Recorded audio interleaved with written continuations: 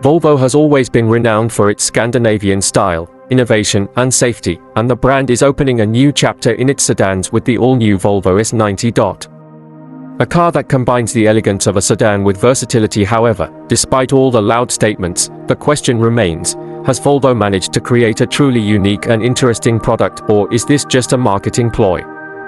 On the one hand, the S90 offers a fresh take on the concept of a car. It does not fit into the usual canons of automotive design, combining features of three classes at once, but will this hybrid approach become its weakness? After all, automakers have been refining classic body style formulas for decades. It's not just that the S90 will appeal to those looking for a wagon or crossover sedan, or that it will remain a niche vehicle.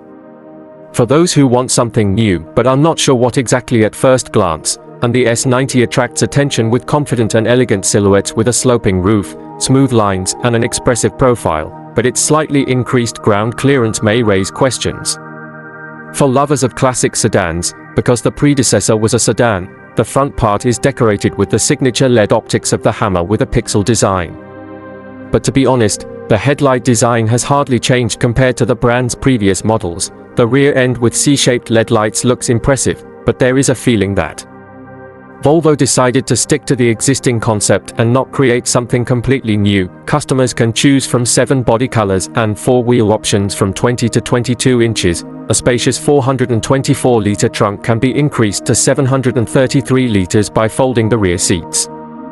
However, given the size of the car, there could be more space, especially when you consider that many rivals in this class offer more than 800 liters of space with the rear seats folded.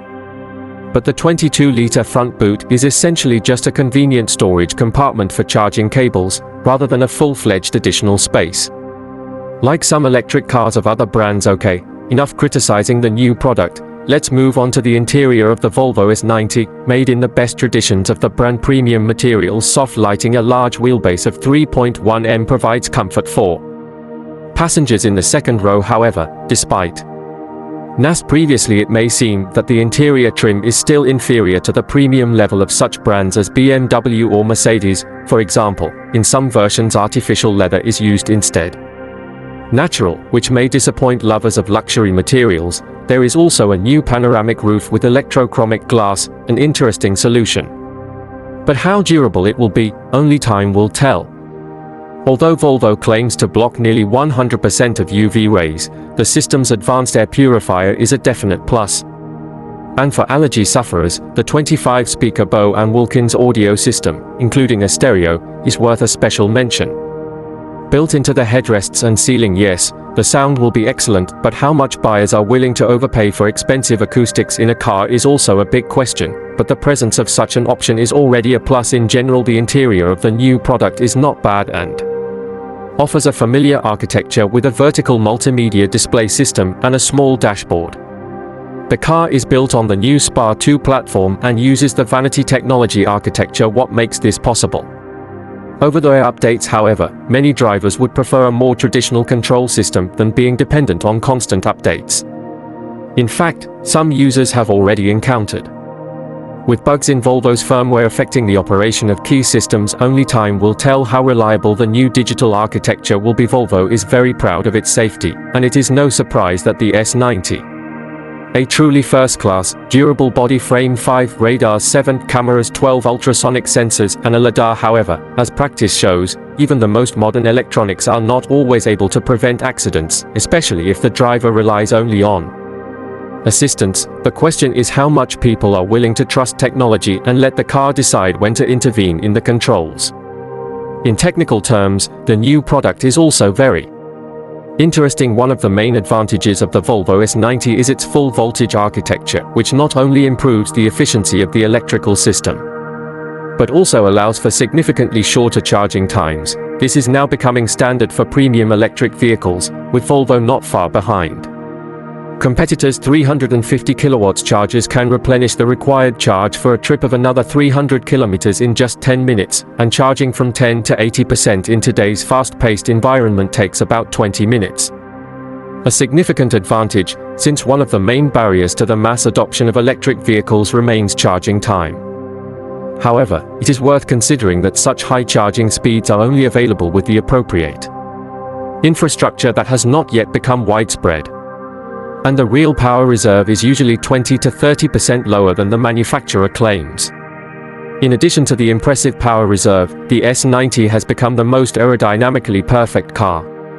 Throughout the company's history, its drag coefficient has been just 0.25, which is an excellent figure and also confirms the trend that even traditionally safety-oriented companies like Volvo are starting to pay more attention to efficiency. And Volvo offers 3 powertrain options for the ES90. The base version with a single electric motor on the rear axle produces 245 horsepower.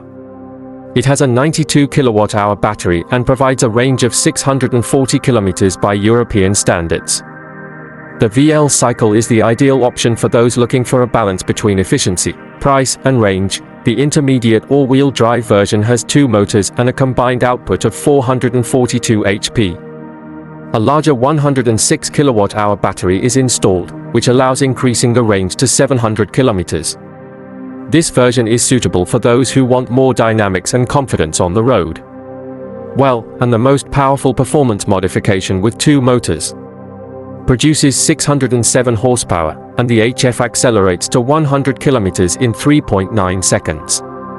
Interestingly, despite the significantly greater power, the power reserve remains at the same level of 700 kilometers.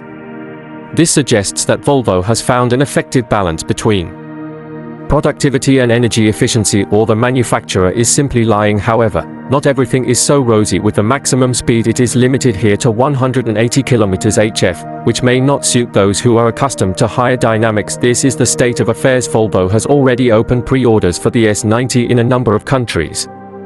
European countries and the American market received the model later. However, it is not yet known what the price of the car will be and how the range will change when certified according to the American IPA standard, which is usually stricter than in LTP.